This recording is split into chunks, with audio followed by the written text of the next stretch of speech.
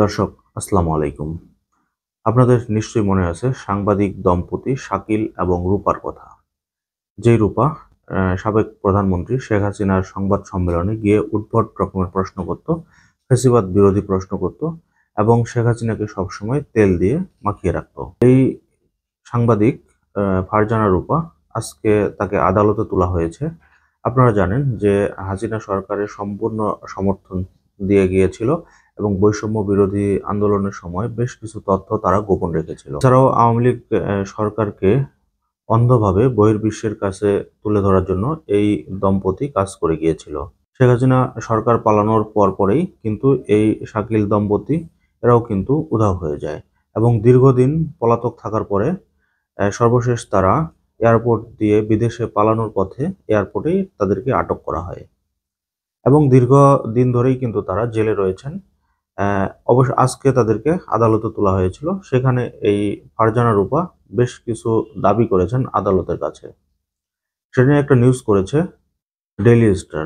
Daily স্টারের খবরের শিরোনামে বলা হয়েছে যে আদালতে সাংবাদিক দম্পতি রূপা শাকিল, আমাদের জামিন দিন, স্বাভাবিক জীবনে ফিরতে চাই। এই শাকিল এবং রূপা দম্পতি কত মানুষকে মিথ্যা নিউজ করে এবং কত মানুষের জীবন নষ্ট করেছে তারাই সব থেকে ভালো জানে।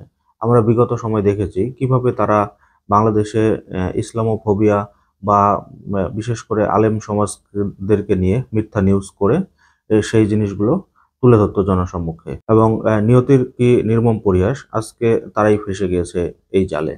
তো খবরের বিস্তারিত যেটা বলা হয়েছে যে ঢাকা চিফ মেট্রোপলিটন ম্যাজিস্ট্রেট আদালতে সাংবাদিক ফারজানা রূপাকে যখন আনা হলো তখন তার উদ্বিগ্ন দৃষ্টি খুঁজে বেড়াচ্ছিল স্বামী শাকিল আহমেদকে।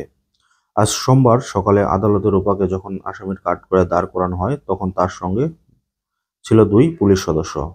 গাজীপুরের কাশিমপুর কেন্দ্রীয় কারাগার থেকে পুলিশ ভ্যানে করে ঢাকার আদালতে রূপাকে যখন আনা হয় তখন সকালে কুয়াশা কাটেনি। ৭১ টেলিভিশনের সাবেক এই প্রধান প্রতিবেদক আদালতে নারী সেলে রাখা হয়। তার স্বামী ৭১ টেলিভিশনের সাবেক প্রধান বার্তা সম্পাদক শাকিল আহমেদ গাজীপুরের আরেকটি কারাগার থেকে পৃথক ভ্যানে করে আদালতে রাখা হয় পুরুষ সেলে। সকাল 10:15টার দিকে অন্য আসামিদের সঙ্গে আদালতে আনা হয় শাকিলকে। তার মুখে ছিল হাসি। শাকিলকে দেখে যেন স্বস্তি পান রূপা। তার কাঠগড়ায় দাঁড়িয়ে নিজেদের মধ্যে কিছু কথা বলেন।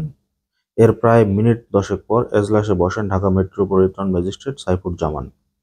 শুনানির সময় রূপা ও শাকিল নিজেদের মধ্যে আলাপচারিতা চালিয়ে যান। তবে মিরপুর মডেল থানায় দায়েরকৃত একটি হত্যা মামলার শুনানির সময় আদালতের অনুমতি নিয়ে বেশ কিছু কথা বলার আবেদন করেন।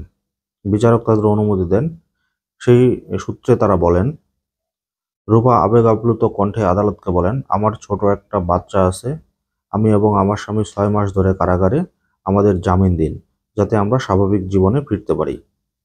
যদিও শেষ পর্যন্ত তাদের জামিন নামঞ্জুর করে কারাগারে পাঠানোর নির্দেশ দেন আদালত থেকে। এই হচ্ছে খবরের বিস্তারিত।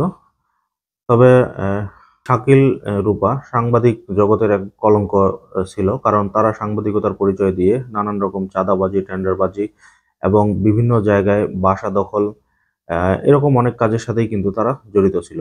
বিশেষ করে শেখ হাসিনা সরকারের সাপোর্ট ছিল তাদের উপর পূর্ণ এবং শেখ হাসিনাকে তারা যেভাবে গণমানুষের কাছে তুলে ধরেছে এবং শেখ হাসিনাকে নিয়ে বারবার মিথ্যা তথ্য তারা সবসময় গণমাধ্যমে প্রচার করত।